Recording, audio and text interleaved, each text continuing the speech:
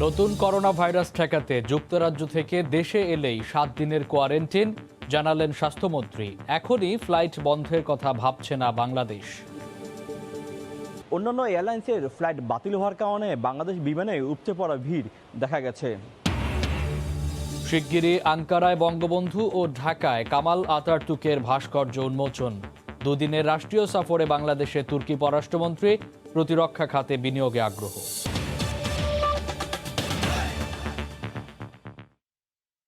দেখছিলেন শিরোনাম, প্রবাসের সময় সঙ্গে আছি আমি মামুন আবদুল্লাহ। করোনা ভাইরাস ঠেকাতে ব্রিটেনের সঙ্গে আকাশ ও স্থল যোগাযোগ বিচ্ছিন্ন করেছে একের পর এক দেশ। এ তালিকায় নতুন যুক্ত হয়েছে দক্ষিণ কোরিয়া, জাপান। এদিকে বড়দিন সামনে রেখে দেশটিতে আজই আসতে পারে কঠোর লকডাউনের ঘোষণা।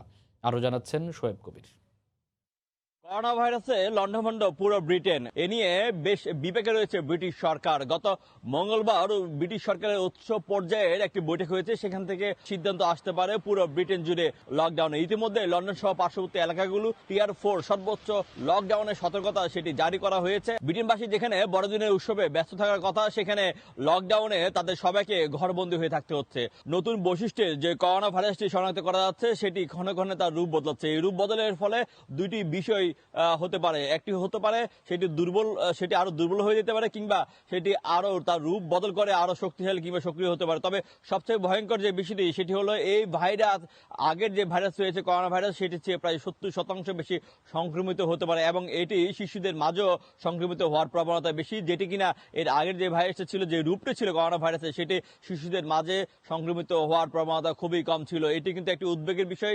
আর এর ফলে হয়তো যে স্কুল শিক্ষা প্রতিষ্ঠান যেগুলো রয়েছে সেগুলো হয়তো অনির্দিষ্টকালের জন্য বন্ধ থাকারও একটি সম্ভাবনা রয়েছে। পাশাপাশি এই যে করোনা ভাইরাসের ফলে ব্রিটেনবাসীর মধ্যে এক ধরনের আতঙ্ক রয়েছে এবং করোনা ভাইরাসের সবচেয়ে বেশি সংক্রমিত এলাকা কিন্তু পূর্ব লন্ডনের বাংলাদেশি অধ্যুষিত যেসব এলাকা রয়েছে, সেগুলো তাদের মধ্যে এক ধরনের উদ্বেগ, উৎকণ্ঠা পরিলক্ষিত করা যাচ্ছে। করোনা ভাইরাসের যে দ্বিতীয় যে রোগটা বের হয়েছে, এটাতে আসলে আমরা খুবই শঙ্কিত সবাই। বর্তমানে লন্ডনে একটি সেলিব্রেশনের টাইম, ক্রিসমাস টাইম। এই সময়ে যে করোনার যে ভয়াবহ পরিস্থিতি, তা আসলে ভয়ানক চিন্তার বিষয়। তবে আসার বিষয় হলো করোনা ভাইরাসের ক্ষেত্রে ব্রিটিশ সরকার অনুমোদিত যে ভ্যাকসিনটি ফাইজার বায়োনটেকের প্রধান নির্বাহী উগুর শাহিন তিনি বলেছেন যে নতুন প্রজাতির যে করোনা ভাইরাস সেটি তাদের ভ্যাকসিনের মাধ্যমে প্রতিহত করা সম্ভব। শোয়েব কবির, সময় সংবাদ, লন্ডন। এ নিয়ে বিস্তারিত জানাতে লন্ডনের হিথ্রো বিমানবন্দরে আছেন সহকর্মী শোয়েব কবির। সরাসরি চলে যাচ্ছি তার কাছে। শোয়েব,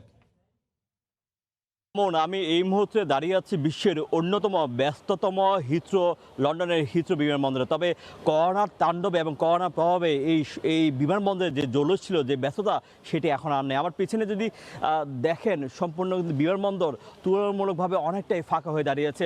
এবং আমরা যেটি জানতে পেরেছি কিছুক্ষণ আগে, লন্ডন স্থানীয় সময় 6টা 20 মিনিটে বাংলাদেশ বিমানের BG 202 ফ্লাইটে করে 205 জন যাত্রী বাংলাদেশের অভিমুখে রওনা দিয়েছেন, যারা বাংলাদেশ সময় আগামীকাল আজ বৃহস্পতিবার সকাল 9টা 10 মিনিটে সিলেট গিয়ে অবতরণ করবেন এবং সিলেটে 1 ঘন্টা বিরতির পরে বাকি যেসব যাত্রী রয়েছেন সেসব যাত্রীদের নিয়ে 12টা কিংবা 12টা 30-এর দিকে ঢাকা বিমানবন্দরে নামবেন। সেখানেই হয়তো তাদেরকে কোয়ারেন্টাইন এবং যেসব সরকারি যেসব বিধিনিষেধ রয়েছেন, যেটা আমরা শুনতে পেরেছি খবরের মাধ্যমে, সেটি হয়তো প্রয়োগ করা হতে পারে। আমরা বেশ কয়েকজন যাত্রীর সাথে কথা বলেছি। তারা অন্যান্য ফ্লাইট, আন্তর্জাতিক অন্যান্য ফ্লাইট যেমন টার্কিশ এয়ারলাইন্স এবং সৌদি এয়ারলাইন্সের ফ্লাইটগুলো বাতিল হওয়ার কারণে তারা বাংলাদেশকে তারা বেছে নিয়েছেন।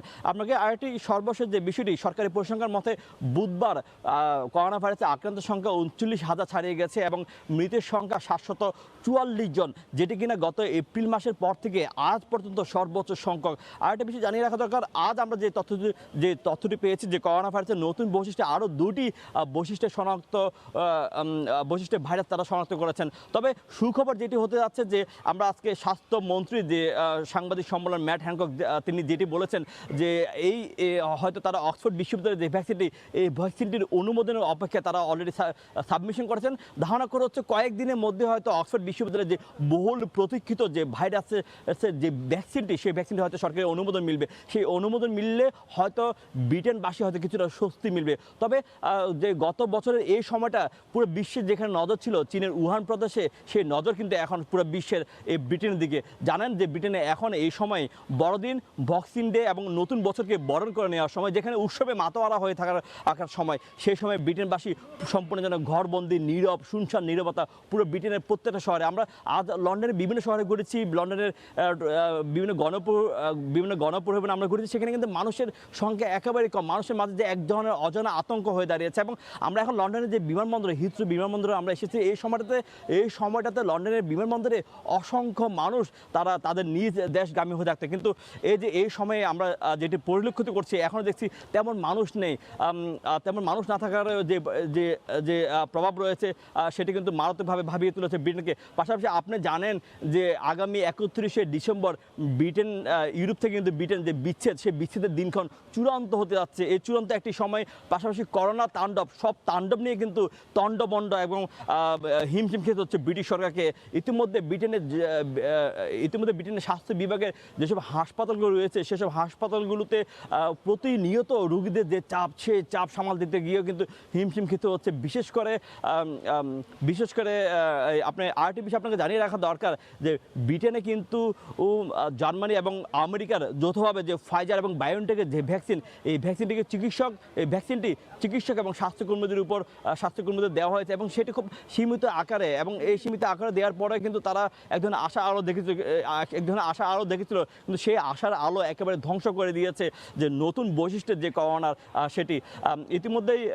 ইতিমধ্যেই যে আমাদের ব্রিটিশ সরকার আগে যে করোনা সংক্রমণ যাতে না বৃদ্ধি পায়, সেই জন্য লন্ডন সহ পার্শ্ববর্তী বেশ কয়েকটি দেশে সর্বোচ্চ পর্যায়ে লকডাউন ঘোষণা করেছে।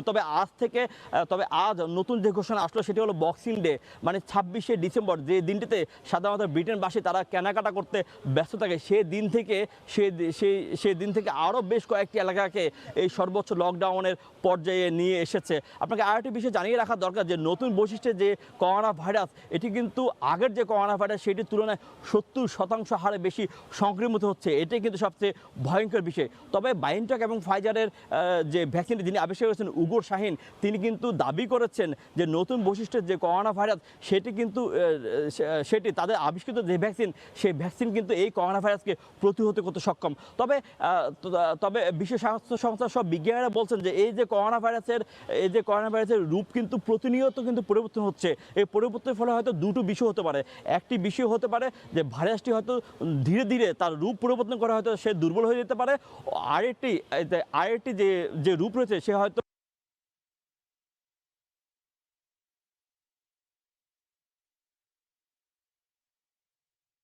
নতুন করোনা ভাইরাসের কারণে ব্রিটেনের সঙ্গে বিশ্বের বিভিন্ন দেশ ইতিমধ্যে ফ্লাইট চলাচল বন্ধ করে দিয়েছে। আর সেই খবর জানাতে লন্ডনের হিথ্রো বিমানবন্দর থেকে আমাদের সাথে যুক্ত হয়েছিলেন সহকর্মী শোয়েব কবির।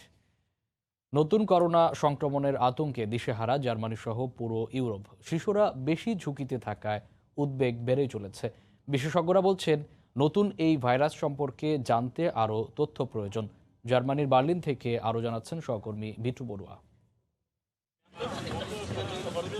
গিরগিটির মতো নানা রূপ নিতে পারা অসীম সংক্রমণ ক্ষমতার অধিকারী করোনার নতুন সংস্করণ নিয়ে শঙ্কিত পুরো বিশ্ব। তবে এতদিনের কোভিড-19 শিশুদের ক্ষেত্রে কিছুটা সমীহ দেখালেও যুক্তরাজ্যে নতুন মোড়কে আবরণ নেয়া করোনা শিশুদের জন্য হয়ে উঠতে পারে প্রাণ সংহারী। এমন ভয়াবহ খবরে শঙ্কিত জার্মানরাও। ভাইরাসের নতুন গতি প্রকৃতির কথা শুনে ভয় আর আতঙ্ক দুটোই বাড়ছে। তাই এই মুহূর্ত থেকে বাচ্চাদের খেলাধুলার স্থানগুলোতে বেশি ছেড়ে দেওয়া যাবে না, আবার সারাদিন ঘরে বন্দি করেও রাখা যাচ্ছে না। এদিকে ইংল্যান্ড, নর্থ আয়ারল্যান্ড ও সাউথ আফ্রিকা থেকে নতুন ধরনের এই করোনা ভাইরাস যাতে দেশে সংক্রমিত হতে না পারে, সেজন্য বাংলাদেশের জনগণকে সতর্ক থাকার পরামর্শ সাধারণ জার্মানদেরও।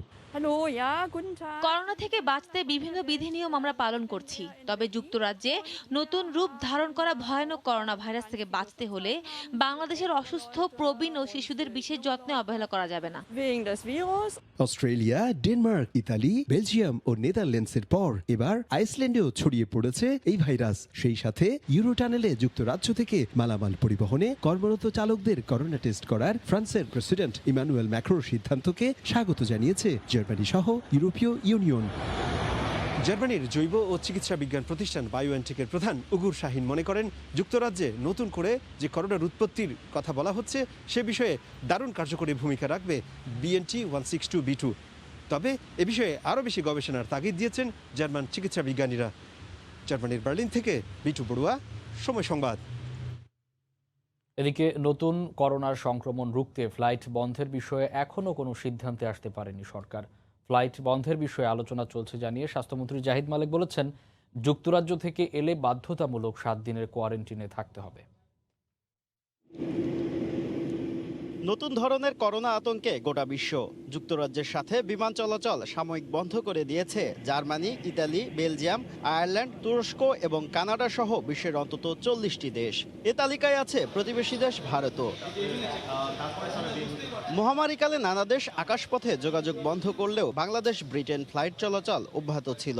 সিভিল এভিয়েশনের চেয়ারম্যান জানালেন, নতুন করোনার ঝুঁকি থাকলেও আপাতত বন্ধ হচ্ছে না ফ্লাইট। তবে ব্রিটেন ফেরত যাত্রীদের আলাদা করে স্ক্রিনিং হবে, প্রয়োজনে হবে PCR টেস্টও। ইউকে থেকে যেসব যাত্রীগণ আসবেন, সম্মানিত যাত্রীগণ, তাদেরকে আলাদাভাবে শারীরিক, আমরা যেটাকে বলি মনিটরিং স্ক্রিনিং, স্বাস্থ্য স্ক্রিনিংটা আমরা আলাদাভাবে করব, যাতে করে আমাদের যে ঝুঁকির কথাটা বলছেন এটা ব্যাপারে আমরা আরও ঝুঁকিটা প্রশমন করতে পারি।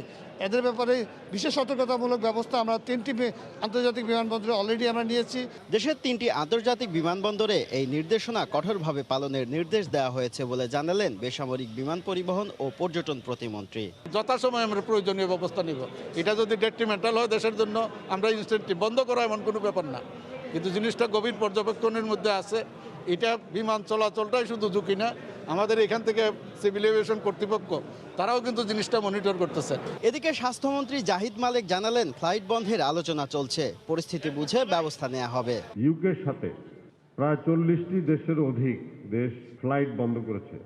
আমরা সেই বিষয়ে চিন্তা ভাবনা করছি, প্রয়োজন হলে আমরাও সেই ব্যবস্থা গ্রহণ করব। যারা ইউকে থেকে আসবে তাদের 7 দিন রাখবো আমরা, তাদেরকে 3 দিনের জায়গায় 7 দিন রেখে টেস্ট করে তারপরে তাদেরকে আবার সেলফ কোয়ারেন্টাইনে যাওয়ার আমরা ব্যবস্থা নিব, পরামর্শ আমরা দিব। এবং ইউকে থেকে বা ওই রিজন থেকে যারা আসবে তাদের জন্য আমরা বলেছি আলাদা লাইন, এয়ারপোর্ট ইমিগ্রেশন আলাদা লাইন করবে, সবকিছু আলাদা ব্যবস্থা করবে।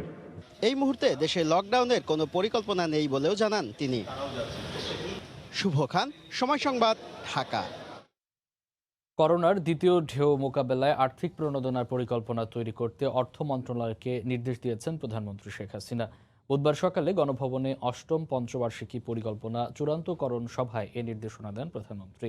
প্রধানমন্ত্রীর উপ প্রেস সচিব হাসান জাহিদ তুষার সাংবাদিকদের ব্রিফ করেন। সকলের সঙ্গে সমৃদ্ধির পথে স্লোগানে 8ম পঞ্চবার্ষিক পরিকল্পনার 2021 থেকে 2025 সাল পর্যন্ত চূড়ান্ত খসড়া উপস্থাপন করে পরিকল্পনা কমিশন। এ সময় মন্ত্রণালয় ভিত্তিক দিক নির্দেশনা দেন সরকার প্রধান। 8ম পঞ্চবার্ষিক পরিকল্পনা বাস্তবায়ন কৌশল পুঙ্খানুপুঙ্খভাবে করতে নির্দেশ দেওয়া হয় কমিশনকে। আগামী একনেক সভায় 8ম পঞ্চবার্ষিক পরিকল্পনার চূড়ান্ত অনুমোদন দেওয়ার কথা রয়েছে।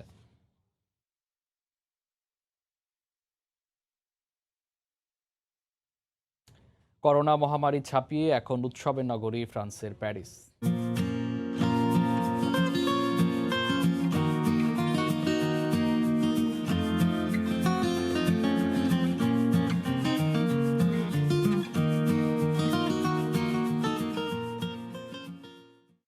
বড়দিন উপলক্ষে প্যারিসের বর্ণিল আলোকসজ্জা দেখতে চোখ রাখুন সংবাদের শেষাংশে। বাংলাদেশের প্রতিরক্ষা খাতে বিনিয়োগে আগ্রহী তুরস্ক। একই সঙ্গে বিদ্যমান বাণিজ্য সম্পর্ক দ্বিগুণ করার আশাবাদ ব্যক্ত করেছেন দুদিনের সফরে ঢাকায় আসা দেশটির পররাষ্ট্রমন্ত্রী। বুধবার সকালে বাংলাদেশের পররাষ্ট্রমন্ত্রীর সঙ্গে দ্বিপক্ষীয় বৈঠক করেন তুর্কি পররাষ্ট্রমন্ত্রী। এ সময় শিগগিরই ঢাকা ও আঙ্কারায় বঙ্গবন্ধু এবং কামাল আতাতুর্কের ভাস্কর্য উন্মোচন করা হবে বলে জানানো হয়। দুদিনের ঢাকা সফরে এসে বুধবার বেলা 12টায় আনুষ্ঠানিক বৈঠক করতে রাষ্ট্রীয় অতিথি ভবন পদ্মায় পৌঁছান তুরস্কের পররাষ্ট্রমন্ত্রী মেভলুত কাভাসোগলু। বেলা 12:30টায় পররাষ্ট্রমন্ত্রী ডক্টর একে আব্দুল মোমেনের সঙ্গে দ্বিপক্ষীয় বৈঠকে বসেন তুর্কি পররাষ্ট্রমন্ত্রী। এই বৈঠকে উঠে আসে দুদেশের প্রতিরক্ষা খাত, বাণিজ্য, স্বাস্থ্য ও শিক্ষা খাত সহ রোহিঙ্গা ইস্যু। এ সময় বাংলাদেশ তুরস্ক বিদ্যমান বাণিজ্যিক সম্পর্কের মাত্রা আরও দৃঢ় করতে আগ্রহ দেখান দেশটির পররাষ্ট্রমন্ত্রী।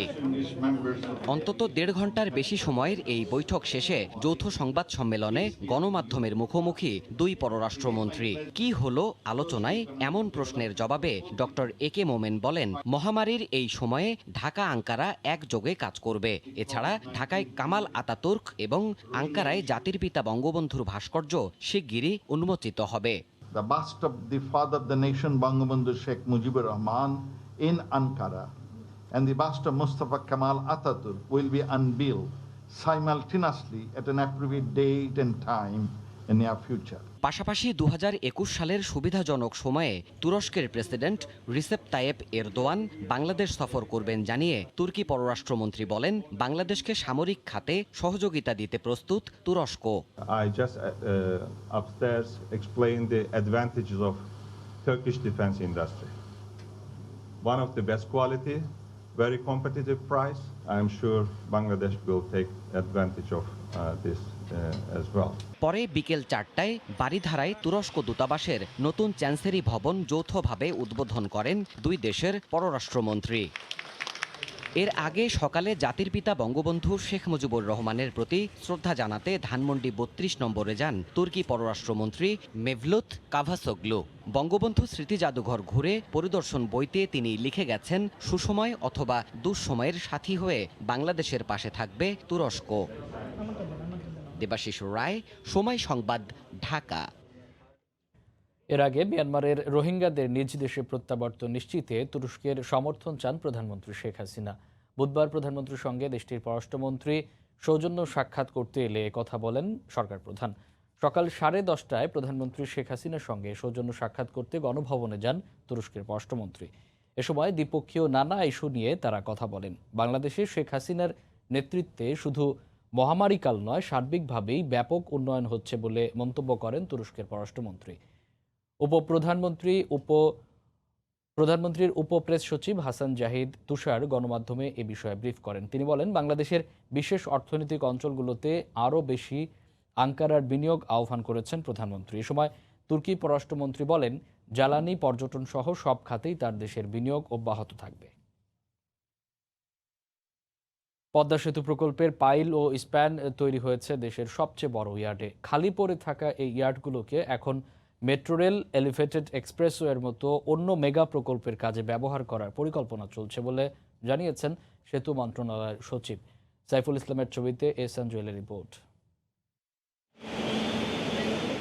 দিনরাত 24 ঘন্টা হয়েছে কাজ।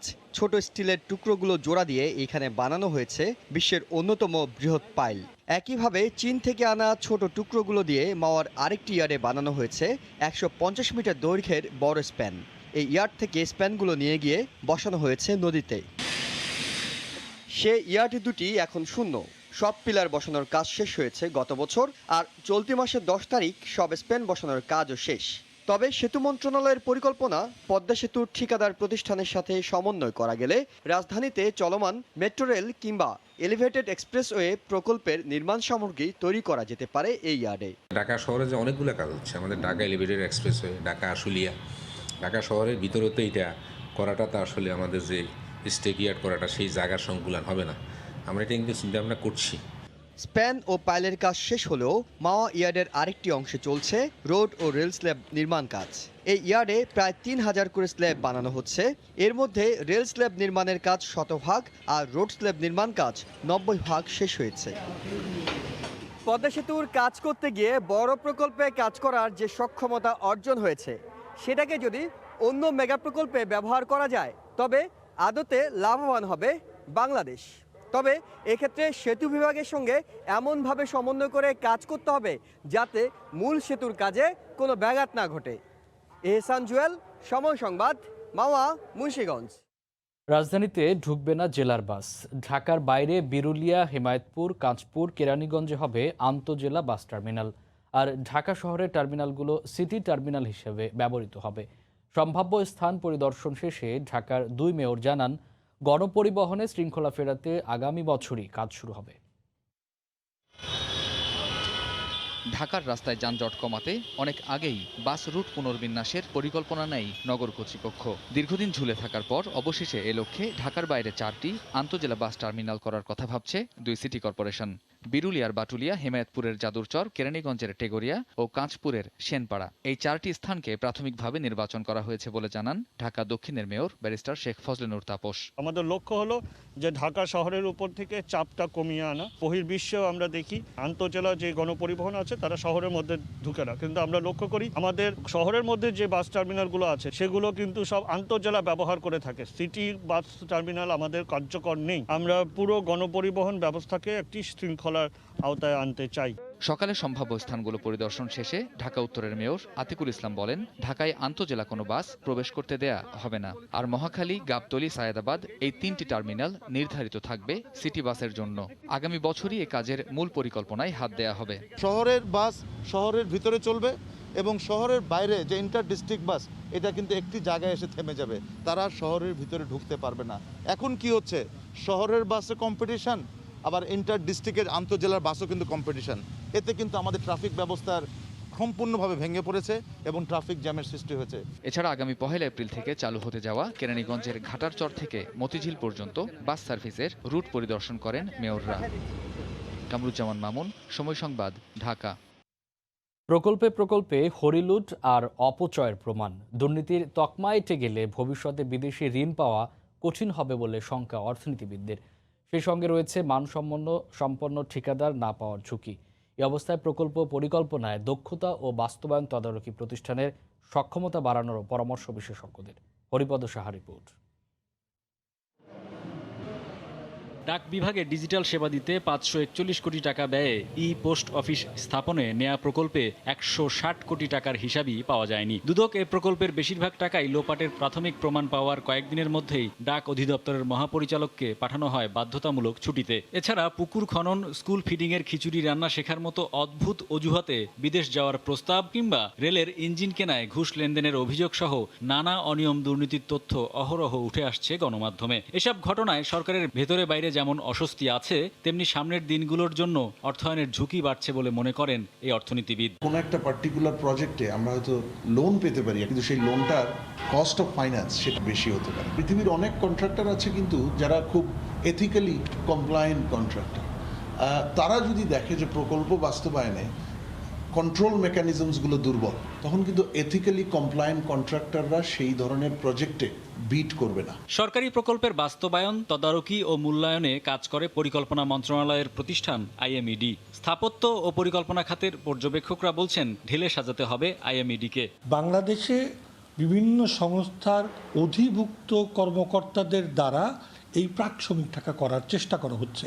আইএমইডি যদি শক্তিশালী হয় তাহলে জনবান্ধব করে প্রকল্প করা, যেমনি করে নিশ্চিত করা যায় সময় নির্ভর প্রকল্প না হওয়া অলমোস্ট বাধ্য হয়ে যাবে। অপচয় দুর্নীতি রোধের পাশাপাশি জুলাই থেকে জুনের পরিবর্তে এপ্রিল থেকে মার্চকে অর্থ বছর হিসেবে চালু করলে উন্নয়ন প্রকল্প বাস্তবায়নে বাড়তি সুফল মিলবে বলেও মনে করেন পর্যবেক্ষকরা।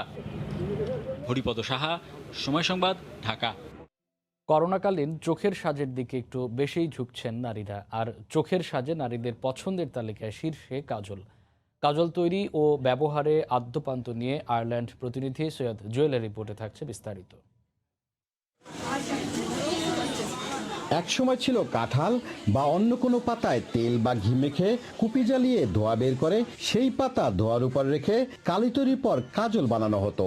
যুগের পরিবর্তনে নারীর চোখকে আকর্ষণ করতে নানা রঙের কাজল এখন শপিং মলগুলোতে। মুখের ধরন বুঝে কাজল দেওয়ারও কথা এসেছে। কেউ চিকন করে, আবার কেউ টেনে কাজল দিয়ে চোখের সৌন্দর্য বৃদ্ধি করে। কাজল নিয়ে যত কবিতা, গান, প্রেমের কথা রয়েছে নারীর, আর কোনো প্রসাধনীর বিষয়ে এতটা আলোচনা হয়নি। কবি নজরুল প্রেয়সীকে এত জল ও কাজল চোখে বলে আবেগে আপ্লুত হয়েছিলেন। রবি ঠাকুর তো আরও এক ধাপে গিয়ে বলেছিলেন, যা কিছু দেবার রাখিব না আর বাকি, হে কালো কাজল আঁখি। এমনকি কাজল নিয়ে হুমায়ুন আহমেদও তার লেখায় রসিকতা করেছেন। একবিংশ শতাব্দীতে এসে ম্যাক, লেকমি, রেভলন, লোরিয়েলের মতো নামি দামি ব্র্যান্ডের কাজল এখন নারীদের পছন্দের শীর্ষে। এর কদরও বাড়ছে দিন দিন। তবে আধুনিক কাজল তৈরিতে চারকোল ও সিলভার নাইট্রেট ব্যবহার করা হয়, যা 2% বেশি হলে চোখে যন্ত্রণা সহ নানা উপসর্গ দেখা দিতে পারে। তাই কাজল প্রেমীদের কেনার আগে ও ব্যবহারের সময় একটু বাড়তি সতর্ক হয়ে রাঙাতে হবে কাজল হরিণ চোখ। সৈয়দ জুয়েল, সময় সংবাদ, আয়ারল্যান্ড। করোনা মহামারীর মধ্যে উৎসবের নগরীতে পরিণত হয়েছে ফ্রান্সের প্যারিস। বড়দিন উপলক্ষে রং বেরঙের আলোয় সাজিয়ে তোলা হয়েছে প্যারিসকে। শেষ মুহূর্তের কেনাকাটায় ক্রেতারা ভিড় করছেন দোকানগুলোয়। প্যারিসের অ্যাভিনিউ ভিক্টোরিয়া সহ বিভিন্ন স্থাপনায় এই আলোকসজ্জা বলে দেয় বড়দিন এসে গেছে। করোনা মহামারীর মধ্যেও বর্ণিল আলোকসজ্জায় রাঙিয়ে তোলা হয়েছে প্যারিসকে। বিষাদের দিনগুলোতেও উৎসবের আবহ ফুটিয়ে তোলা হয়েছে। প্যারিসের বিভিন্ন স্থাপনার পাশাপাশি দোকানপাটগুলোকেও ক্রিসমাস ট্রি সহ হরেক রঙের আলোয় রাঙিয়ে তোলা হয়েছে। দর্শনার্থীরা বলছেন, করোনার এই দুঃসময়ে উৎসবের আবহ কিছুটা হলেও মানুষের মুখে হাসি ফোটাবে। বিভিন্ন বিধিনিষেধের মধ্যেও মানুষজন উপহার কিনতে বাইরে বের হচ্ছেন। শহরের বর্ণিল শোভা উপভোগ করছেন, এতেই তারা আনন্দ খুঁজে নিচ্ছেন। একদিন পরেই বড়দিন, তাই শেষ মুহূর্তের কেনাকাটায় ব্যস্ত সময় পার করছেন ক্রেতারা। ভিড় করছেন দোকানগুলোয়। মানুষজন একজন আরেকজনের খুব কাছাকাছি অবস্থান করছে, কেউই সামাজিক দূরত্ব মানছে না। আমরা দোকানপাট খুলেছি, অথচ রেস্তোরাঁ, জাদুঘর সব বন্ধ রেখেছি।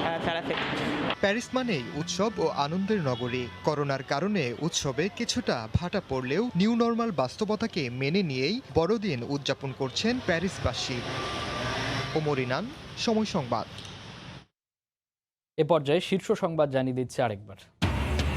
নতুন করোনা ভাইরাস ঠেকাতে যুক্তরাজ্য থেকে দেশে এলেই 7 দিনের কোয়ারেন্টাইন, জানালেন স্বাস্থ্যমন্ত্রী। এখনই ফ্লাইট বন্ধের কথা ভাবছে না বাংলাদেশ। অন্যান্য এয়ারলাইন্সের ফ্লাইট বাতিল হওয়ার কারণে বাংলাদেশ বিমানে উপচে পড়া ভিড় দেখা গেছে। শিগগিরই আঙ্কারায় বঙ্গবন্ধু ও ঢাকায় কামাল আতাতুর্কের ভাস্কর্য